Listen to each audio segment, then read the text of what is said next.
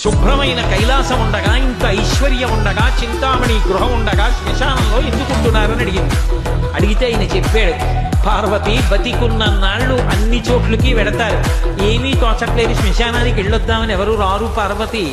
నేనంతవాణ్ణంటాడు, పొరుగ్గా ఉన్నానంటాడు, చల్లగా ఉన్నానంటాడు, పండితుండంటాడు, పద్యాలు నాకు నోటికొచ్చంటాడు, ఉపన్యాసం చెప్పగలనంటాడు, నాకు పాటలొచ్చంటాడు, నేను నాట్యం చేస్తానంటాడు, నేను అధికారినంటాడు, నా దగ్గర డబ్బు ఉందంటాడు, నేను పాట పాడగలనంటాడు. ఇన్ని ఉన్నాయనుకున్న వాడిలోంచి ఊపిరి బయటికి వెళ్ళిపోయిన తరువాత వాడిని తీసుకెళ్లి 4 కొత్త కర్రల మీద పడుకోబెట్టి చాప చుట్టి తాడు కట్టి పైన నూలుబట్ట కప్పి తీసుకొచ్చి అన్నీ తీసేసి కర్రల మీద పడుకోబెట్టి కాల్చేస్తుంటే జీవుడు లేచి నిలబడి పుర్రె పగిలిపోయిన తరువాత కన్న కొడుకు కూడా స్నానం చేసి వెళ్ళిపోతుంటే చీకటి పడిపోయాక, అయ్య బాబోయ్ చుట్టూ ఉగ్రభూతాలు, నా వాళ్ళన్న వాళ్ళు లేరు, వీళ్ళని నమ్ముకున్నాను, ఒక్కడు లేడని ఏడుస్తుంటే నేనున్నాను రా అని చెప్పడానికి నేను కూడా లేకపోతే చచ్చిన వాడు 1000 మాటలు చచ్చిపోతాడని అక్కడ ఉన్నాను పార్వతి.